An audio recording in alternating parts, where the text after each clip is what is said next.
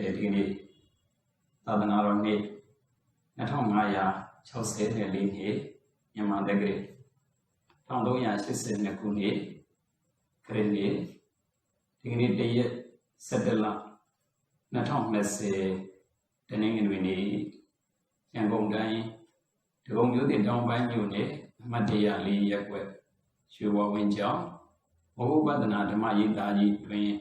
ညစဉ်သင်ကြားပို့ချလျက်ရှိသောအဘိဓမ္မာတရား၏အခြေခံသင်တန်းတရားတော်ဖြစ်ပါတယ်။သင်တန်းမစခင်တရားပိုင်ရှင်ဖြစ်တော်မူသောသုံးလောကထောထားအဘိညုမြတ်စွာဘုရားရှင်ကိုရောမြတ်ကြီးအားနမောတတသုံးကြိမ်ရွတ်ဆို၍ဘုရားရှိခိုးပူဇော်ကြောကြပါကုန်စို့။နမောတတဘဂဝါတောအရဟတောသမ္မာသမ္ဗုဒ္ဓတ္တနမောတတ္တဘဂဝါတောအရဟတောသမ္မာသမ္ဗုဒ္ဓတ္တနမောတတ္တဘဂဝါတောအရဟတောသမ္မာသမ္ဗုဒ္ဓတ္တဒီကနေ့အားလုံးသောဓမ္မမိတ်ဆွေသင်္นานသူသင်္นานသားတရားနာပရိသတ်ပေါင်းတော်ကောင်းတို့အားအဘိဓမ္မာတရားကြီးဆိုပြီးတော့အဘိဓမ္မာအခြေခံသင်္นานတရားတော်ကိုပြောပြလာခဲ့တာအခုဒါစိတ်ပိုင်းပြီးပြီလို့ပြောလို့ရပါတယ်စိတ်ပိုင်းကတော့ဖြင့်ဦးဇင်းများအချင်းချုပ်ပေါ့စာမေးပွဲဖြေဆိုကြမယ်ဓမ္မမိတ်ဆွေများအတွက်ကတော့လူသေးတယ်လို့ပြောရမှာဖြစ်ပါတယ်ဒီလောက်နဲ့မပြည့်စုံသေးပါဘူးဒီထဲကနေပြီးတော့အလုံးအသေးစိတ်ထပ်ပြီးတော့လေ့လာကြရအောင်မှာဖြစ်ပါတယ်အကုသိုလ်စိတ်တွေအလုံးစိတ်89ပါးအကျေ110ပါးအကျေ120ပါးရှိတဲ့ထဲကနေပြီးတော့အကုသိုလ်စိတ်ပေါင်းဘယ်နှပါးရှိသလဲဒါလေးသိထားရကုသိုလ်စိတ်တွေကဘယ်နှပါးရှိသလဲဒါလေးသိထားရမယ်ကုသိုလ်စိတ်လို့ပြောလို့ရှိရင်ဒီ120နဲ့တပါးတွေကကုသိုလ်စိတ်တွေလိုက်ရှာရမယ်ကုသိုလ်စိတ်တွေလိုက်ပြီးတော့ရှာတဲ့အခါမှာဥပမာအားဖြင့်ကုသိုလ်စိတ်တွေဟာမဟာကုသိုလ်စိတ်တွေမှာမဟာကုသိုလ်စိတ်ဆိုတာလည်းပဲရှိတယ်ကာမသောဘနာစိတ်တွေထဲမှာမဟာကုသိုလ်စိတ်ဆိုတာရှိတယ်နောက်ရူပဝဇ္ဇကုသိုလ်စိတ်တွေရှိတယ်အရူပဝဇ္ဇကုသိုလ်စိတ်တွေရှိတယ်မဲ့ကုသိုလ်စိတ်တွေရှိတယ်အဲဒီလိုကုသိုလ်စိတ်တွေအားလုံးရွေးချယ်ပေးရမှာဖြစ်ပါတယ်အဲတော့စိတ်89ပါးအကျေ120ပါးတို့တွင်အကုသိုလ်စိတ်ကဘယ်နှပါးကုသိုလ်စိတ်ကဘယ်နှပါးနောက်ဝိပဿစိတ်ကိုဘယ်နှပါးရှိသလဲဆိုတာလည်းပဲသိထားရမှာဖြစ်တယ်ဝိပဿစိတ်ကလည်းပဲဒီအတွက်ပြပါဆိုရင်တော့ဖြင့်အဟိကုသလဝိပဿတိရှိတယ်အကုသလဝိပဿတိရှိတယ်မဟာဝိပဿတိရှိတယ်ရူပဝိပဿတိရှိတယ်အရူပဝိပဿတိရှိတယ်ဝိပဿတိအားလုံးရည်တွက်ပြမှာဖြစ်ပါတယ်အဲတော့ဖို့ကုသိုလ်ဖို့ကလည်းပဲဝိပဿပဲဖြစ်ပါတယ်အဲ့ဒီလိုဝိပဿတွေကိုလိုက်ပြီးတော့ရှာရမယ်ရှာပြီးတော့ရည်တွက်ပြကြရမှာဖြစ်တယ်ကရိယာစိတ်ပေါင်းဘယ်နှပါးရှိသလဲဒါတွေသိရသောမနတာပေါင်းဘယ်နှပါးရှိသလဲဥပိ္ပခာပေါင်းဘယ်နှပါးရှိသလဲဒါတွေအားလုံးတံပယုတ်စိတ်ပေါင်းဘယ်လောက်ရှိသလဲဝိပယုတ်စိတ်ပေါင်းဘယ်လောက်ရှိသလဲဆိုတာတွေအားလုံးကိုတော်ကောင်းများကစမေးဝဲဖြေမယ်ဆိုရင်တော့တစ်ခုချင်းအသိစာမေးပွဲမဖြေဘူးသဘောပေါက်ရုံတော့ပဲဆိုတဲ့ဓမ္မမိတ်ဆွေများအတွက်တော့ဒီလောက်ဆိုရင်တော်တော်လေးသင်တော်တယ်လို့ဦးဇင်းများယူဆပါတယ်ဒါကြောင့်အခုဒါစိတ်ပိုင်းရဲ့အနေအထားကိုဒီလောက်ပဲသွားပြီးတော့စိတ္တိပိုင်းဆိုတာလေးကိုဒီကနေ့နည်းနည်းစမှာဖြစ်ပါတယ်စိတ္တိပိုင်းကိုနည်းနည်းစမှာဖြစ်ပါတယ်အဲ့တော့စိတ်ပိုင်းရဲ့အနေအထားကိုတော့ဖြင့်မပြည့်စုံသေးတော့လည်းပဲစိတ်ပိုင်းရဲ့အနေအထားကတော့ဒီလောက်ပဲကျင့်တတ်ပြီးတော့မိမိတို့ကိုယ်တိုင်ဆက်ပြီးတော့လေ့လာလို့ရပါပြီအဲဒီလိုပဲဒါအကြံပြုပြရစေအဲကြောင့်ဒီနေ့တော်ကောင်းများကိုစေတသိက်နဲ့ပတ်သက်ပြီးတော့ပြောပြပေးရမယ်ဆိုလို့ရှိရင်စေတသိက်တွေကတော့ဒါစေတသိက်ပိုင်းအနေအချင်းဆိုရင်တော့ဖြင့်ဒါခုစိတ်ပိုင်းကိုပိုင်းနိုင်ရသွားတဲ့ဓမ္မမိတ်ဆွေများအနေအချင်းစေတသိက်ပိုင်းကိုပိုင်းနိုင်ရသွားပြီဆိုလို့ရှိရင်အဲ့တော့စိတ်ပိုင်းတွေမိမိတို့ပြန်ပြီးတော့ဒါစိတ်ပိုင်းက စိတ်ပိုင်းကိုပိုင်မနိုင်နိုင်ရသွားပြီဆိုလို့ရှိရင်ဒါစိတ်တစ်ပိုင်းကတည်တံ့ဖြစ်သွားပြီပေါ့စိတ်တစ်ပိုင်းကအလုံးတည်တံ့ဖြစ်သွားပါတယ်အဲ့ဒီလိုတည်တံ့ဖြစ်သွားပြီဆိုတော့စိတ်တစ်ပိုင်းရဲ့အနေအထားကိုဒီကနေ့မှစပြီးတော့လေ့လာကြရမှာဖြစ်တယ်ဒီကနေ့မှစပြီးတော့လေ့လာတဲ့အဲ့ဒီစိတ်တစ်ပိုင်းကိုပြန်ပြီးတော့အခုအနေငယ်လေးပဲဒီကနေ့တော့ဖြင့်အမြည်လောက်ပဲတော်ကောင်းများကိုပြောပြပေးတော့မှာဖြစ်ပါတယ်အမြည်လောက်ကလေးပဲနည်းနည်းလေးပဲပြောပြပြီးတော့မှတဖြည်းဖြည်းချင်းနဲ့အေးအေးဆေးဆေးလေးဦးဇင်းများတင်သွားမယ်လို့ဒီလိုမှန်းထားပါတယ်ဒီစတိတစ်ပိုင်းကိုတော့ဖြင့်သိပြီးတော့မလောတော့ပဲနဲ့စိတ်ပိုင်းကိုသိပြီးတော့မလောတော့ပဲနဲ့ဦးဇင်းအေးဆေးဆေးချင်းစတိတစ်ပေါင်းအားလုံး52ပါးပေါ့52ပါးရှိတာပေါ့အဲ့ဒီ52ပါးတွေကနေပြီးတော့တလုံးချင်းလေးကိုတော်ကောင်းများကိုဦးဇင်းတို့တစ်ခုချင်းလေးပြောပြသွားမယ်လို့ဒီလိုဆုံးဖြတ်ချက်ချထားပါတယ်အဲ့ဒီတွေကနေပြီးတစ်ခုချင်းလေးနားလည်သဘောပေါက်အောင်ဆိုပြီးတော့ဦးဇင်းတို့ဒီဘက်ကနေပြီးတော့ဦးဇင်းများလည်းပဲအသေးစိတ်သဘောမျိုးလေးတရားနာတဲ့သဘောမျိုးလေးဖြစ်အောင်တချို့ဥစ္စာလေးတွေကြတော့နားသဘောလေးတွေလည်းပါနေတာဖြစ်တဲ့အတွက်ကြောင့်တရားသဘောလေးတွေပါနားလည်အောင်ဆိုပြီးတော့ဦးဇင်းများအဲ့လိုရည်ရွယ်ထားပါတယ်အဲ့တော့ခုဒါဆိုလို့ရှိရင်လောကီသူတော်စင်တွေဓမ္မမိတ်ဆွေအားလုံးစိတ်တစ်ပိုင်းဆိုတာလေးကိုမြင်တွေ့ရပြီလို့ထင်ပါတယ်အားလုံးမြင်ရရလားမြင်ပါတယ်ဟုတ်ပြီနော်အဲ့ဒါဆိုရင်စေတသိက်ပိုင်းဆိုတာလေးကိုကြည့်လိုက်တဲ့အခါကျတော့စေတသိက်ဆိုတာအားလေလို့မေးရင်စေတသိက်ဆိုတာလေးကိုနားလည်သဘောပေါက်နိုင်ဖို့ရအတွက်ခုလင်္ကာလေးကိုကြော်ကြည့်လိုက်စေတသိက်ပိုင်းနဲ့စေတသိက်ပိုင်းဆိုတာလေးကိုအခုကြော်သွားလို့ရှိရင်အောက်သွားလိုက်တဲ့အခါကျတော့ဒီမှာအားလုံးတွေ့ရပြီလို့ထင်ပါတယ်ဒါလေးကဘာလဲဆိုရင်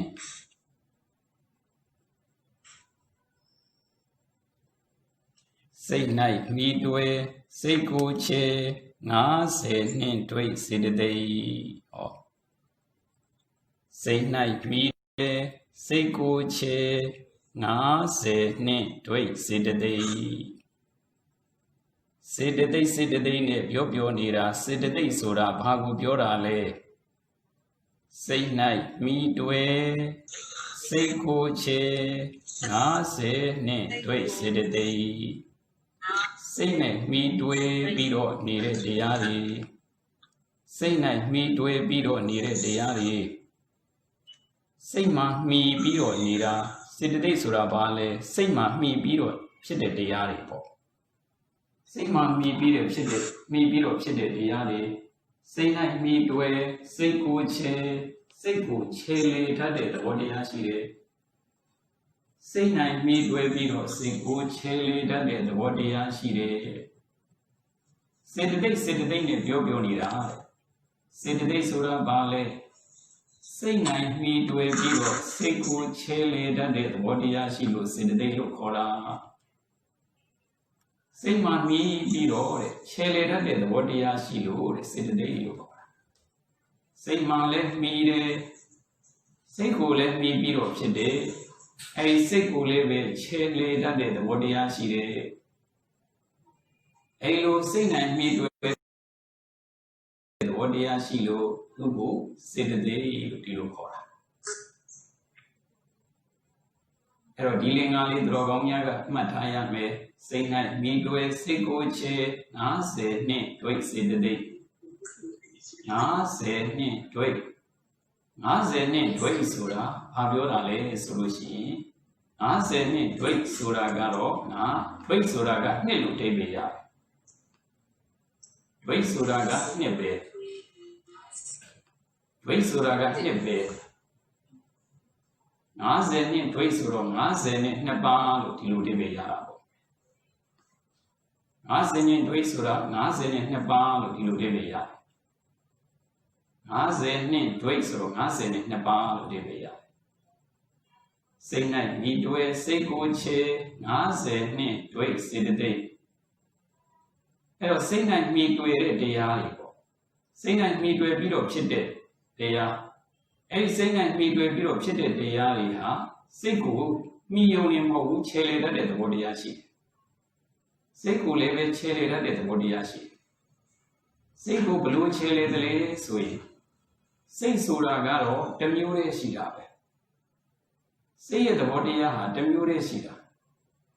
အဲ့ဒီလိုတစ်မျိုးတည်းရှိတဲ့ဒီစိတ်တွေကိုတစ်မျိုးတည်းသာရှိတဲ့ဒီစိတ်တွေကိုဘယ်သူတွေကခြေလေတာလဲစေတသိက်တွေကခြေလေလို့အမျိုးမျိုးပြောင်းသွားတာစေတသိက်တွေကခြေလေသည့်အတွက်ကြောင့်အမျိုးမျိုးပြောင်းလဲသွားတာကောင်းတဲ့စေတသိက်တွေကခြေလေလိုက်တဲ့အခါမှာကောင်းတဲ့စိတ်တွေဖြစ်ကုန်တယ်မကောင်းတဲ့စေတသိက်တွေကခြေလေလိုက်တဲ့အခါမှာမကောင်းတဲ့စေတသိက်တွေကခြေလေလိုက်တဲ့အခါမှာမကောင်းတဲ့စိတ်တွေဖြစ်ကုန်တယ်ခြေလေတယ်ဆိုတာတနည်းအားဖြင့်ထပ်ပြောရင်အယောင်ဆိုးတယ်လို့အဓိပ္ပာယ်ရတာပေါ့အယောင်ဆိုးတဲ့သဘောပဲအယောင်ဆိုးတယ်ဆိုတာကတော့ဘယ်လိုလဲဥပမာဖြင့်ကြည်လင်အေးမြနေတဲ့ရေကလေးအဲဒီကြည်လင်လှပအေးမြနေတဲ့ရေကလေးတွေမှာအနီရောင်လေးထည့်လိုက်တော့ရေကအနီဖြစ်သွားတယ်ရေနီဖြစ်သွားတာအဲဒီကြည်လင်လှပအေးမြနေတဲ့ရေကလေးတွေမှာအနီမထည့်ဘဲနဲ့အဝါလေးထည့်လိုက်တော့ရေကရေဝါကြီးဖြစ်သွားတယ်အဝါမထည့်ဘဲနဲ့အစိမ်းထည့်လိုက်ရင်ရေကအစိမ်းရောင်ကြီးဖြစ်သွားတယ်အဖြစ်လို့အစိမ်းရောင်ကြီးဖြစ်သွားတာလေအယောင်ဆိုးလိုက်လို့အစိမ်းရောင်ဆိုးလိုက်လို့အဖြစ်လို့အနီရောင်ကြီးဖြစ်သွားတာလေစောစောကအဖြူကြီးမဟုတ်လားကြည်လင်းနေတာဖြူစင်းနေတဲ့ရေမဟုတ်လား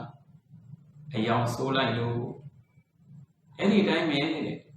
ရောကောင်းများဦးစင်းများရဲ့စိတ်ဟာကြည်လင်တဲ့သဘောရှိတယ်ဖြူစင်းတဲ့သဘောတရားရှိတယ်စိတ်ဟာတမျိုးတည်းပဲဒါပေမဲ့လို့လောဘကအယောင်ဆိုးလိုက်တဲ့အခါကျတော့လူကျင်တဲ့စိတ်ကြီးဖြစ်လာတာဒေါသကအယောင်ဆိုးလိုက်တဲ့အခါမှာကြမ်းချမ်းတဲ့စိတ်ကြီးဖြစ်သွားတာမောဟကအယောင်ဆိုးလိုက်တဲ့အခါမှာတွေ့ဝေတဲ့စိတ်ကြီးဖြစ်သွားတာကောင်းတဲ့စေတသိက်တွေကအယောင်ဆိုးလိုက်တဲ့အခါမှာကောင်းတဲ့စိတ်ကြီးဖြစ်ကုန်တာမကောင်းတဲ့စေတသိက်တွေကအယောင်ဆိုးလိုက်တဲ့အခါမှာမကောင်းတဲ့စိတ်ကြီးဖြစ်ကုန်တာ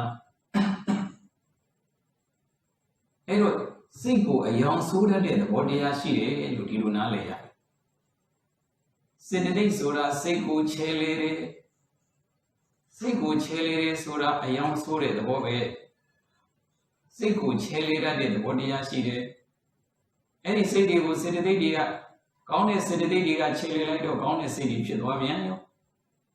မကောင်းတဲ့စေတသိက်တွေကချဲလေလိုက်ပြန်တော့မကောင်းတဲ့စိတ်တွေဖြစ်ကုန်ပြန်ရောပြင်းတဲ့စေတသိက်တွေကချဲလေတော့ပြင်းတဲ့စိတ်တွေဖြစ်ပျော်တဲ့စေတသိက်တွေကချဲလေတော့ပျော်တဲ့စိတ်တွေဖြစ်စေတသိက်တွေကစိတ်တွေကိုချဲလေတတ်တဲ့သဘောတရားရှိတယ်အယောင်ဆိုးတတ်တဲ့သဘောတရားရှိတယ်အဲကြောင့်စိတ်၌မိတွေ့စိတ်ကိုချဲ50နှစ်တွေ့စေတသိက်ဆိုတာဘာလဲလို့မေးရင်ပြီးတော့စိတ်ကိုချဲလေတတ်တဲ့သဘောတရားရှိသည့်အတွက်ကြောင့်စေတသိက်လို့ခေါ်တာစိတ်နိုင်ပြီးတွေ့ပြီးတော့စိတ်ကိုချဲလေတတ်တဲ့သဘောတရားရှိသည့်အတွက်ကြောင့်ဒီ52ပါးကိုစေတသိက်လို့ခေါ်တာစေတသိက်က52ပါးတို့ဒကာဒကမပေါင်းတော်ကောင်းတို့အာယုံပြုပြီးတော့နာယူကြည်ညိုနေမယ်ဆိုလို့ရှိရင်စေတသိက်ဆိုတဲ့စကားလုံးမေ့เสียအကြောင်းမရှိပါဘူးစေတသိက်နဲ့ပြောနေတာစေတသိက်ဆိုတာဘာလဲဟောဒီငင်္ဂါလေးကိုမှတ်ထားစိတ်၌မိတွေ့စိတ်ကိုချဲ50နှစ်တွေ့စေတသိက်စိတ်၌မိတွေ့၍စိတ်ကိုချဲလေတတ်တဲ့သဘောတရားရှိလို့ဒီ52ပါးကိုစေတသိက်လို့ခေါ်တယ်စေတသိက်52ပါးစေတသိက်52လုံးစိတ်က89ပါး120ပါးစေတသိက်က52ပါးပရမတ္ထတရားတွေပေါ့ဗျာစိတ်စေတသိက်ယုံနေလေးရပရမတ်စိတ်ရဲ့စေတသိက်ရဲ့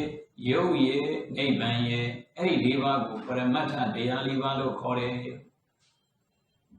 စိတ်ရဲ့စေတသိက်ရဲ့ရုပ်ရဲ့နိဗ္ဗာန်ရဲ့ပရမတ္ထတရား၄ပါးရှိတဲ့ထဲမှာစိတ်ပြီးသွားပြီ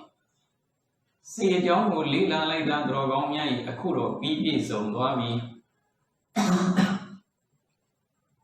စိတ်ဆိုတာတကယ်ကတော့တပါးတည်းပဲဒါပေမဲ့လို့ဇာအားဖြင့်လည်းပဲစိတ်တရားထပ်ပြရတယ်ဘုံအားဖြင့်ထပ်ပြီးတော့ခွဲပြလိုက်တဲ့ခါမှာဘုံအားဖြင့်ခွဲလိုက်တော့ထပ်ပြီးတော့ကွဲပြားလာတယ်ဒီလိုသဘောတရားအဲ့ဒီတော့စိတ်ရဲ့သဘောတရားကိုပိုင်နိုင်မဟုတ်ပြီမယ်လို့ဒီလောက်ဆိုရင်သဘောတရားတွေနားလည်သွားပြီဘယ်ဟာကတော့ကုသိုလ်စိတ်ပဲဒါတို့ဆောင်ရမှာပဲဘယ်ဟာကတော့အကုသိုလ်စိတ်ပဲတို့ရှောင်ရမှာပဲအဲဒီလိုဆောင်ဖို့ရာရှောင်ဖို့ရာအတွက်မြတ်စွာဘုရားရှင်ကိုရောမြတ်ကြီးဟောကြားထားတဲ့တရားတွေဘုရားများခဏခဏဟောတယ်သဗ္ဗပါပတ္တအကရဏံဝုဒလတဥပသံပရာသာစိတံပရိယောတပနံဧတံဗုဒ္ဓနာသာသနံသဗ္ဗပါပတ္တအကရဏံမကောင်းမှုအကုသိုလ်တွေကိုမပြုလုပ်ရဘူးဝုဒလတဥပသံပရာကောင်းမှုကုသိုလ်တွေနဲ့ပြည့်စုံစေရမယ်သာစိတံပရိယောတပနံစိတ်ကိုဖြူစင်အောင်ထားရမယ်ဧတံအရိသုံးပါးသည့်ဗုဒ္ဓနံဖရာအဆူဆူတို့၏သာသနံအဆုံးအမတရားဖြစ်ပါ၏မကောင်းတာမှန်သမျှရှောင်ရမယ်ကောင်းတာမှန်သမျှဆောင်ရမယ်စိတ်ကိုဖြူအောင်ထားရမယ်မကောင်းတဲ့စိတ်တွေကိုရှောင်ရမယ်ကောင်းတဲ့စိတ်တွေကိုဆောင်ရမယ်မကောင်းတာမှန်သမျှမလုပ်ရဘူးကောင်းတာမှန်သမျှလုပ်ရမယ်စိတ်ကိုဖြူစင်အောင်ထားရမယ်ဆိုတော့မကောင်းတာဘယ်ဟာကိုမကောင်းတာလဲမကောင်းတဲ့စိတ်ဆိုတာဘယ်စိတ်ကြီးလဲအဘိဓမ္မာမတက်ဘဲနဲ့မကောင်းတဲ့စိတ်ပဲသိမလဲမကောင်းတဲ့စိတ်မှမသိဘဲနဲ့ဘယ်သွားရှောင်မလဲကောင်းတဲ့စိတ်တွေဆောင်ရမယ်လို့ပြောတယ်ကောင်းတဲ့စိတ်ဆိုတာကတော့ဘယ်နှပါးရှိတာလဲအဘိဓမ္မာမတက်ဘဲနဲ့ကောင်းတဲ့စိတ်ဘယ်နှပါးရှိလို့ရှိမှန်းမသိဘူးဘယ်ဟာကိုကောင်းတဲ့စိတ်လို့ပြောမှလည်းမသိဘူးအခုသူတော်ကောင်းများကစိတ်ပိုင်းကိုလေ့လာလိုက်တဲ့အခါမှာစိတ်က89ပါးတောင်ရှိတယ်အဲဒီ89ပါးတွေကမကောင်းတဲ့အကုသိုလ်စိတ်က12ပါးရှိတယ်ကောင်းတဲ့ကုသိုလ်စိတ်ကဘယ်နှပါးဆိုတာလဲတိတိကျကျသိသွားပြီအဲဒီလိုတိတိကျကျသိသွားတဲ့အခါအကုသိုလ်စိတ်တွေကိုရှောင်တတ်သွားပြီကောင်းတဲ့ကုသိုလ်စိတ်တွေကိုဆောင်တတ်သွားပြီစိတ်ကိုဖြူစင်အောင်ထားတတ်သွားပြီတဲ့အဲ့ဒါအဘိဓမ္မာတက်ရတဲ့အကျိုးတရားအဘိဓမ္မာမတက်ရင်အဲ့ဒီအကျိုးတရားတွေမရနိုင်ဘူးခဝဝဘောမကောင်းတာမှန်ရင်ရှောင်ရမယ်မကောင်းမှုရှောင်ကောင်းမှုဆောင်ဖြူအောင်စိတ်ကိုထားဖရာတိုင်းသာဟောခဲ့တာသုံးဖြာဤစကားလင်္ကာလေးကနားထောင်လို့ကောင်းလိုက်တာဒါလေးမြန်လွယ်လွယ်လေးလို့ပြောကောင်းပြောမယ်အဘိဓမ္မာတက်မထားရင်ဗဇက်ကသာလွယ်တာတကယ်မလွယ်ပါအဘိဓမ္မာသာမတက်ဖဲနဲ့ကတော့မကောင်းတဲ့စိတ်ဆိုတာလဲကိုကမသိဘူးကောင်းတဲ့စိတ်ဆိုတာလဲမသိဘူးမကောင်းမှုရှောင်နဲ့ဘယ်ဟာရှောင်မှလဲကောင်းမှုဆောင်ဘယ်ဟာဆောင်မှလဲ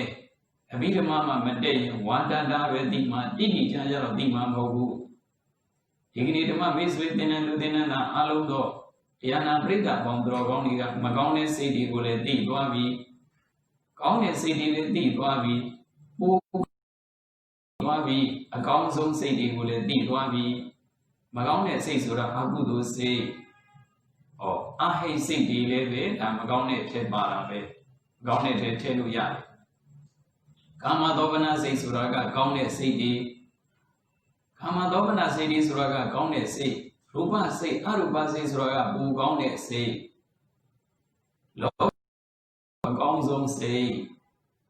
အဲ့လိုစိတ်တွေကိုပိုင်နိုင်သိဝင်ရပြီ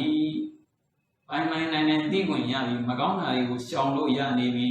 ရှောင်ရင်တဲ့ဆန္ဒသာရှိရင်ရှောင်လို့ရပြီပေါ့ဗျာ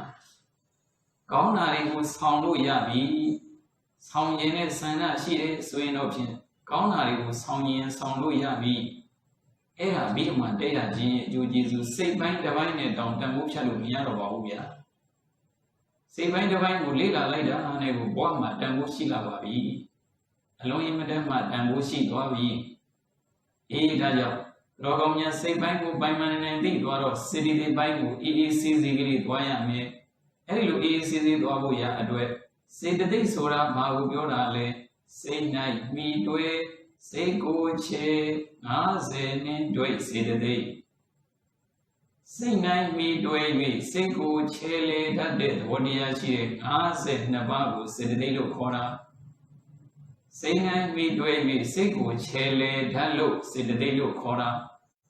Say the day bonga, Banabashi, Nazen, Nabashi. Abe, Rogomia said the thing as an ababe. Said the thing as an about Dibuga, Louis, Janaga, the Shibi, Hallelujah. Say she said over. Jediana said, Waga, Dibu, Era Dibuga, Yejizo me. Diana said about Bibuga, Yejide.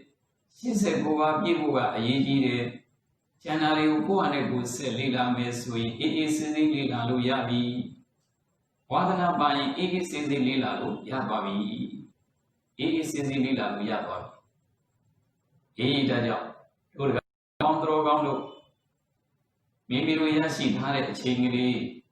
Kigana Yiga do de Lare Kajero, then Ginasia Gona.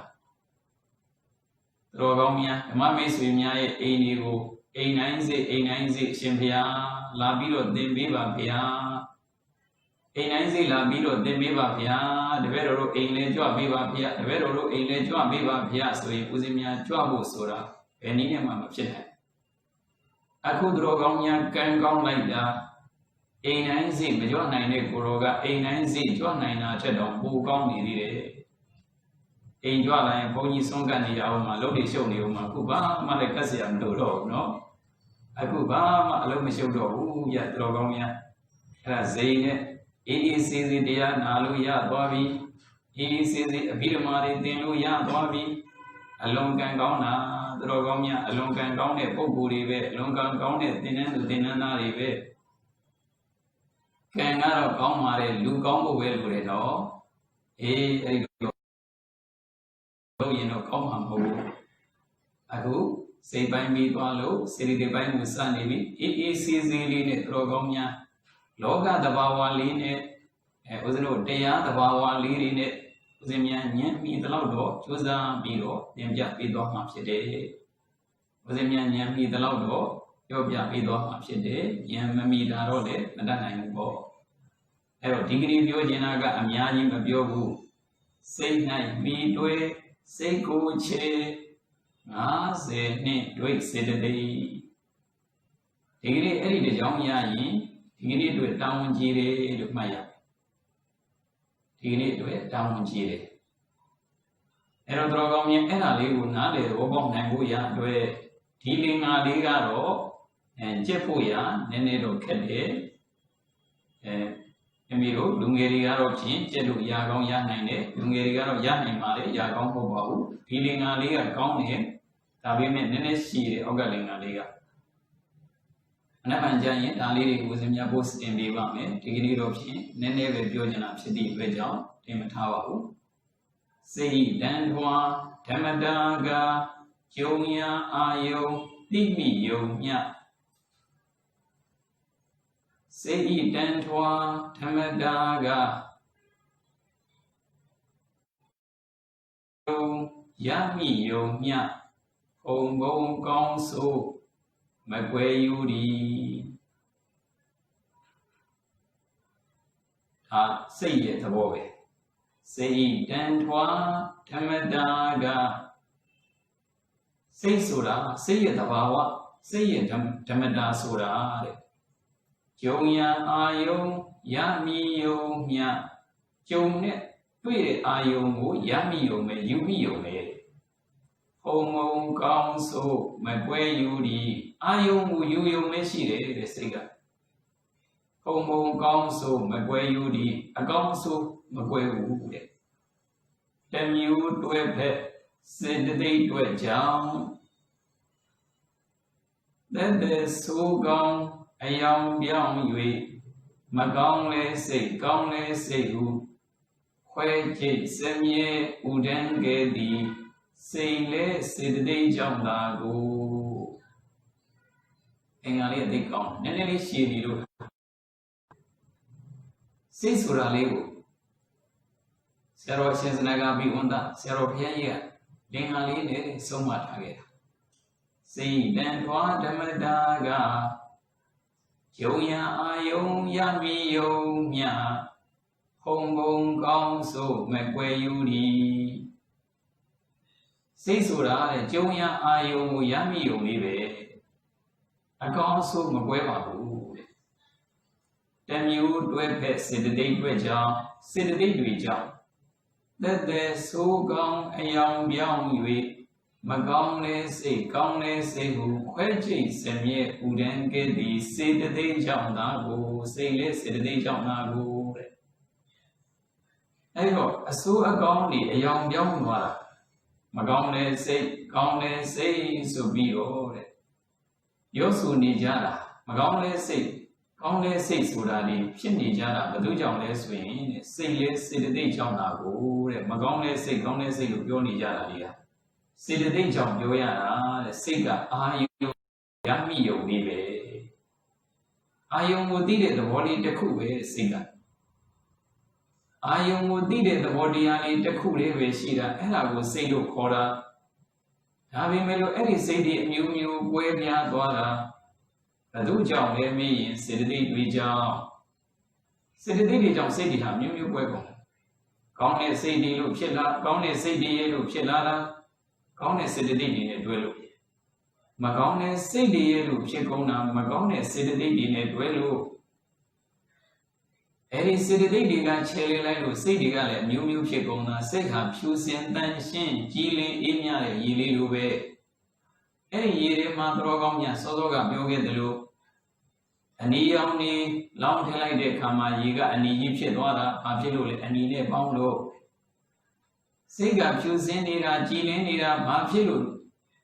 หนีသွားတာလဲစေတသိက်တွေနဲ့ပေါင်းလို့မကောင်းတဲ့စိတ်တွေဖြစ်သွားတာပေါ့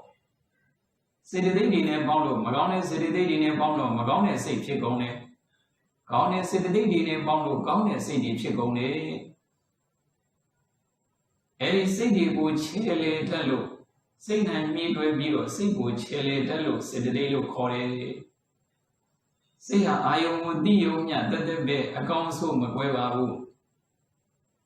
ကောင်းတဲ့စိတ်မကောင်းတဲ့စိတ်လို့ဖြစ်နေတာဘာကြောင့်ကောင်းတဲ့စိတ်တွေမကောင်းတဲ့စိတ်တွေကွဲပြားသွားတာစေတသိက်ကြောင့်ပဲဒီလိုလေးနားလည်သိရဒါကြောင့်စိတ်၌မိတွေ့စိတ်ကိုခြေ50နဲ့တွေ့စေတသိက်စိတ်၌မိတွေ့၍စိတ်ကိုခြေလေတတ်တဲ့သဘောတရားရှိလို့စေတသိက်အာယုံကိုသိတဲ့သဘောတရားကိုစိတ်လို့ခေါ်တာအာယုံကိုသိတာကစိတ်အာယုံကိုသိတဲ့သဘောပဲစိတ်ကအာယုံကိုသိတဲ့သဘောတရားကိုစိတ်လို့ခေါ်တာစိတ်၌မိတွေ့ပြီးတော့စိတ်ကိုခြေလေတတ်လို့စေတသိက်လို့ခေါ်တာပရမတ္ထတရား၄ပါးတွေက2ပါးရသွားပြီစိတ်ရဲ့စေတသိက်ရဲ့အာယုံကိုသိလို့စိတ်သိတာဘာလို့လဲစိတ်ပဲအဲ့ဒီစိတ်ကိုခြေလေတာဘာလို့လဲစေတသိက်ပဲဒါကြောင့်တို့တရားတွေမှာဘောင်းတော်ကောင်းတို့ဒီကနေ့စိတ်ရဲ့စေတသိက်ရဲ့ဆိုတာလေးနှစ်ခုရှင်တွဲပြီးတော့စေတသိက်ပိုင်းမိတ်ဆက်ကလေးပြောပြပေးလိုက်ပါပြီအဲ့တော့မနက်ဖြန်ကစပြီးတော့စေတသိက်ရဲ့အနေထားလေးတွေကိုဦးဇင်းများဉာဏ်မြည်သမျှကျေးဇူးပြုပေးသွားမှာဖြစ်ပါတယ်ဒီကနေ့တော့ဖြင့်အချိန်လေးပြည့်ပြီဖြစ်လို့အားလုံးသာဓုခေါ်တော်ကြပါအောင်စို့